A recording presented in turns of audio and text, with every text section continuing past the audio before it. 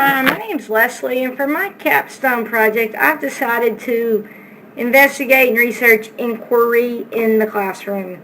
Okay, as a science teacher, I'm guilty of not using inquiry in my classroom, and I know lots of other teachers are in the same boat I am. I don't know if they're cognizant of the fact that we're supposed to be doing it, but I know a lot of people don't do it, and so I chose to do this topic because I figured it would help me become a science teacher, maybe give me some insight, and help my students help them be better off in the long run. Okay, so first of all, I'm going to address what is inquiry and what does it look like. An inquiry is it's a type of, I hate to say it's a type of teaching or a type of learning, because really it's neither. It's a type of thinking that the students engage in, but I'm going to, for easy sake, I'm going to say it's kind of a type of learning environment. But an inquiry environment is a learning environment where students learn by applying their knowledge. They research, they discover, yes, they have knowledge, they have to research, they have to get that knowledge, and then they have to apply it to weird situations, to scenarios. Well, what if this happened, or how would this affect the growth, or how might this come into play? I mean, so it's always an elaboration of what they already know. Okay, some synonyms or synonymous terms that we also use instead of saying inquiry might also be a student-centered class, a project-based learning environment, constructivism, and this differs from the traditional way of teaching. In these classrooms, right, in the inquiry-based classrooms, students are collaborating with each other. They are discussing, they are researching. They're kind of going at their own pace. One group might be on part 5 of an assignment, where another group might be on part 1. I hate to say unstructured, but it's almost unstructured to a certain point. In the traditional way of teaching, it was rote memorization. The teacher gave the notes. The students were quiet, and they were quiet and listening to the teacher. These classes were very well behaved, and students could get a lot of information from these classes, but they never applied the information. You might be able to tell the exact way that blood travels through the body, how it goes through the left atria to the right tricuspid valve. I don't even know, but you might be able to talk about the path that blood takes through the heart or through the body, but it means nothing if you can't apply it. And so that's what inquiry strives for. They want the students to be able to apply it and be able to attach meaning to what they're learning. Okay, and what makes this inquiry environment more desirable? It's part of the national standards for science is that the classes are going to be inquiry driven, and why it's more desirable is it just teaches the kids more critical thinking skills and higher order thinking skills. They can apply their knowledge to something. It's hugely important, and it's not even just in science, and it's in all facets of education. I mean, yes, it's part of the science standards, but it applies to math, it applies to English, because kids have to be able to write and voice their opinions, voice their what-if scenarios. And you got to apply it to history, because you got to say, well, what if this didn't happen? What if this would have happened instead? So they're still having those open-ended questions, those what-if situations to apply their knowledge. Okay, we did an experiment like this in Dr. Wan's class last semester when we looked at Oreo cookies and double stuffed cookies, and we said, are double stuffs really double stuffed? And we had to conduct an investigation. We weren't given any kind of an outline, nothing. We were just told to figure it out.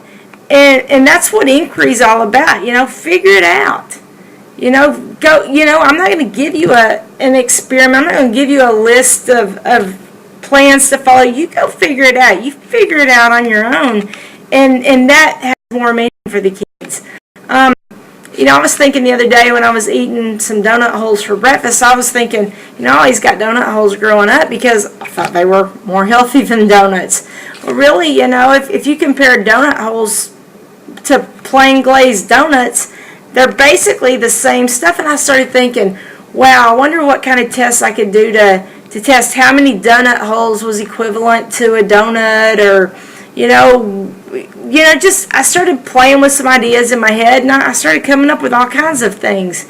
And so, but again, it has to have meaning to me in order for me to care about it. Because if I don't care, I'm not going to invest my time and my thought. Okay. The different strategies to implement inquiry in science classrooms that I'm going to look at is pretty much are going to be the interactive web pages and real life scenarios. The literature I've read really stresses if it's a real life scenario and the kids can attach meaning to it, it will be more, they will internalize it more and learn it more. And there were quite a few interactive web pages. Some were college studies for kids to apply inquiry. Some were just more hands-on. But those are two things I'm going to look at, and I'm going to judge. Are they truly helping the kids learn better? I'm also going to look at, I read some literature that said that males and females do differently with different types of inquiry settings, and that the males actually do better than the females because the females are more methodical and they want everything structured, and they want to know, am I doing this right? Am I doing this right step by step? They want to know if they're right. And the guys tend to have an attitude more of, let's see what happens. Let's keep going. Let's mess with it.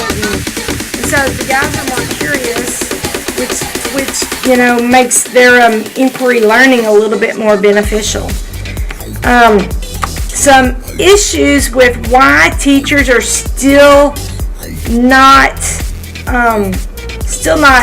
tackling inquiry and really just throwing it in their classrooms. If it's got such proven success, why is every teacher in America not implementing inquiry in their classrooms?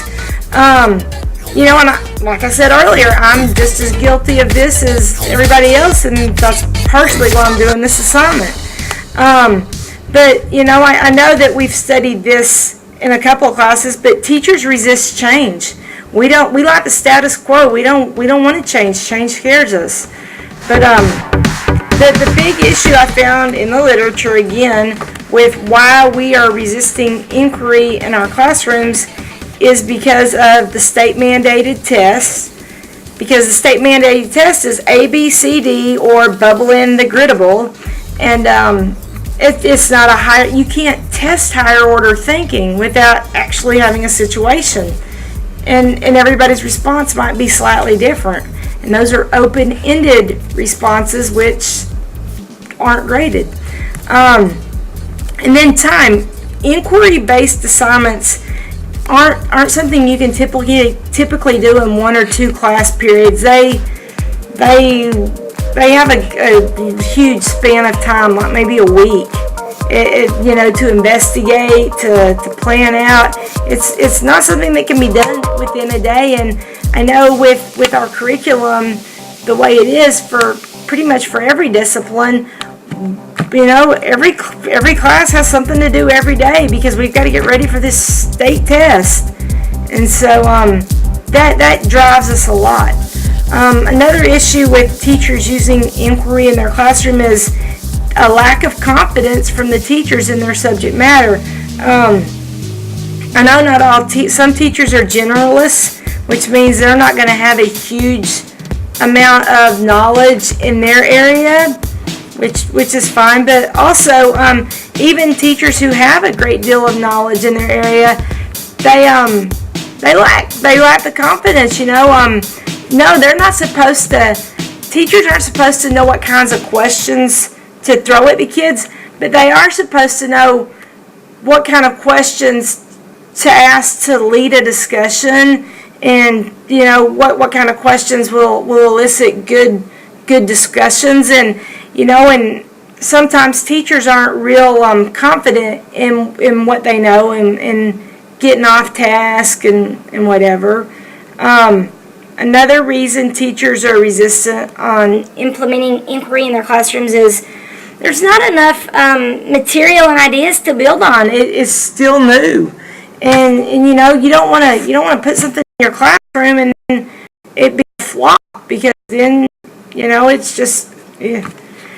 So you want to always have enough materials as a teacher, but at the same time, you have enough stuff to build on, but you're scared, and then if you don't have the background knowledge to know how to build on it, it is scary. Okay. Another reason we resist the change to inquiry is it's different from the way we were taught. The way we were taught was the traditional way, where you were quiet, you took notes as the teacher taught, we memorized things, we had acronyms for learning things, we memorized. We didn't apply meaning to things, we just memorized them because that's how they were tested. Another issue with inquiry, from my point of view, is the diverse learners I have in my classroom. When you go from having GT kids all the way down to having low special ed kids, there's a huge, do you do two different assignments for these two different groups of kids? Do you pair them up? How do you run?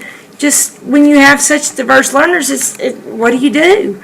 If you have a class full of pre-AP kids, sure, you know what to do. Or if you have a class of GT kids, sure, you can throw that at them and they can work together. But in a regular classroom where you have everything, it's just like, wow. Do you teach to the middle? Do you teach to the high end? Do you teach to the low? And the last issue I want to bring up is the lack of administrator support. If the administrators are from the old school mindset, where classrooms are supposed to be quiet, teachers are not going to invest in this inquiry notion, because it appears that when somebody walks by the classroom, that the class is out of control. They really have to take a look to know, hey, the kids are engaged in learning, there's stuff going on in here. But if you don't have administrator support, inquiry is not going to happen in your classroom. So anyway, but these are some of the ideas I'm going to look at in my capstone project.